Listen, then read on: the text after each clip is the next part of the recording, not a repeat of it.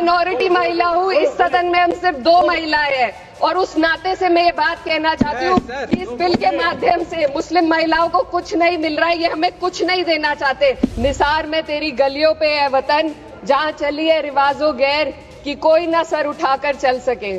कि अभी ईद की रौनक बुझी भी नहीं थी और हमारी जड़ों पर एक नया फरमान लाया गया। पहले उत्तर प्रदेश में मुसलमानों को नमाज पढ़ने पर रोक लगाई और फिर सौगात में ये बिल लाया गया। ये वही सरकार है जिसने राम जन्मभूमि ट्रस्ट में ये लिख दिया कि जिला अधिकारी भी अगर होगा तो हिंदू होना चाहिए। कोई मुझे बताए कि वहाँ पर सेक्युलरिज्म का रस क्यों नहीं घोला गया। सुश्री इकरा चौधरी जी, प्लीज आप बोलिएगा। धन्यवाद सभापति जी।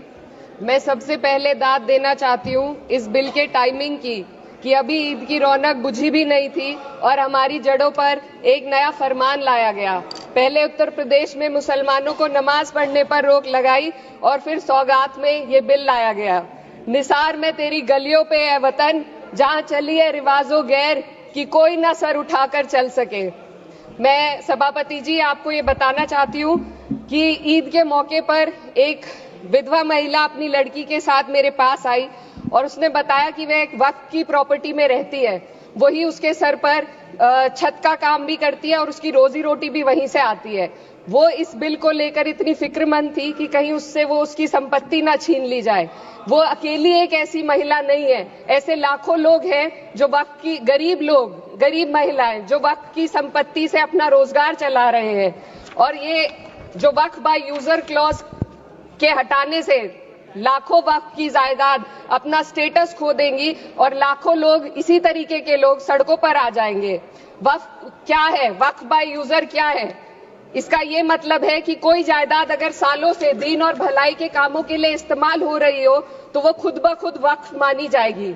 हिंदुस्तान की अदालतों ने भी इस बात को तस्लीम किया है। वक्फ बाय यूजर सिर्फ वक्फ बोर्ड को ही मिली कोई खास सौगात नहीं है, ये बल्कि सभी अन्य धार्मिक ट्रस्टों को परंपरा और यूज के आधार पर बिना किसी डॉक्यूमेंटेशन के धार्मिक चरित्र को डिक्लेयर करने का राइट मिला हुआ है। भारत के संविधान के आर्टिकल 13 क्लॉज 3 में कस्टम और यूसेज को कानूनी वैधानिकता प्रदान करता है। इसी आर्टिकल से वक्फ बाय यूजर भी निकला गया है। इस बिल के कानून बनने पर वक्फ बोर्ड तो इस प्रोविजन से हाथ धो बैठेगा, लेकिन अन्य धार्मिक ट्रस्टों को यह सुविधा जारी रहेगी। इससे भारतीय संविधान के आर्टिकल 14 और 15 का सीधा उल्लंघन है, जो धर्म और जाति के आधार पर भेदभाव और कानून के सामने सभी की बराबरी पर जोर देता है। मैं इसके साथ ये भी कहना चाहती हूँ कि सत्ता के लोग जो एक दूसरे की पीठ थपथपा रहे हैं कि वक्फ बाय यूजर का जो अमेंडमेंट इन्होंने दिया उसको एक्सेप्ट कर लिया गया है, लेकिन इनकी शरारत यह है कि उसके साथ ही एक ऐसा प्रोवाइजो इसमें शामिल किया गया जिसके आधार पर यह कहा गया है कि अगर कोई भी वक्फ की संपत्ति विवादित हो तो वो अपना वक्फ स्टेटस खो देगी। तो जो अमेंडमेंट इन्होंने दिया है, जिसको एक्सेप्ट कर लिया गया है, उसका कोई मतलब नहीं है। ये इनकी नीयत है जो साफ जाहिर हो रही है। सोने पर सुहागा एक काम और किया है। सरकार ने वक्फ की कानून के सेक्शन 107 को हटाकर लिमिटेशन एक्ट में 12 साल तक ही किसी के खिलाफ अदालत में जाने का प्रोविजन है। सेक्शन 107 में बोर्ड को लिमिटेशन एक्ट से राहत मिली हुई थी। वक्फ बोर्ड कभी भी अवैध कब्जाधारियों के खिलाफ अदालत जा सकता था। अगर ये सेक्शन ना हो तो अवैध कब्जा करने वाले लोग कानूनी प्रक्रिया का फायदा उठाकर वक्फ की प्रॉपर्टी को हड़प सकते हैं। अन्य धार्मिक ट्रस्टों पर भी ये लिमिटेशन एक्ट लागू नहीं होती, तो फिर वक्फ बोर्ड के साथ ये सौतेला रवैया क्यों किया जा रहा है? धर्म को देखकर दोहरी नीति क्यों अपनाई जा रही है? सेक्शन 107 और वक्फ बाय यूजर को अगर एक साथ पढ़ा जाए तो इससे लाखों वक्फ की प्रॉपर्टी पर कब्जा किया जाएगा। इसलिए ये बिल मुसलमान की भलाई का नहीं बल्कि उनके वजूद और विरासत को मिटाने का बिल है।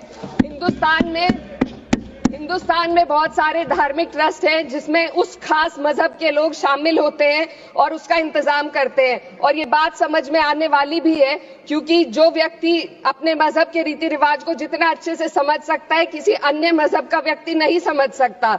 आर्टिकल 26 क्लॉज 2 के तहत धार्मिक संप्रदायों को अपने मजहबी इदारों के एडमिनिस्ट्रेशन का हक देता है, लेकिन वक्फ बोर्ड के बारे में इसको उल्टा किया जा। Sir 2 minute sir please 2 minutes.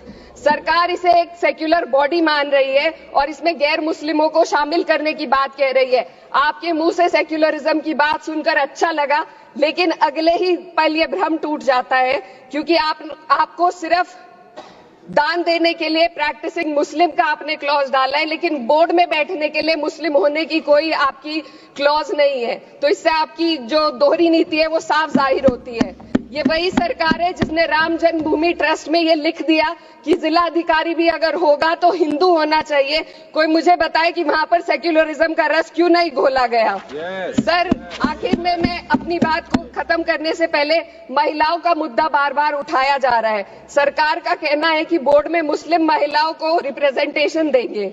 इस कानून से पहले भी मुस्लिम महिलाएं बोर्ड में मेंबर रह चुकी हैं और मिनिमम 2 का प्रोविजन था, उससे ज्यादा भी हो सकती थी। सर मैं ये कहना चाहती हूँ कि सरकार ने महिलाओं के लिए ऐसा कौन सा नया काम किया जिसका ढिंडोरा सरकार का हर सदस्य पीट रहा है। इस बात की तायीद अगर आपकी तरफ से कोई मुस्लिम महिला करती तो हम उसका यकीन भी करते, लेकिन अफसोस आपकी इतनी लंबी कतार में एक भी मुस्लिम महिला नजर नहीं आती है।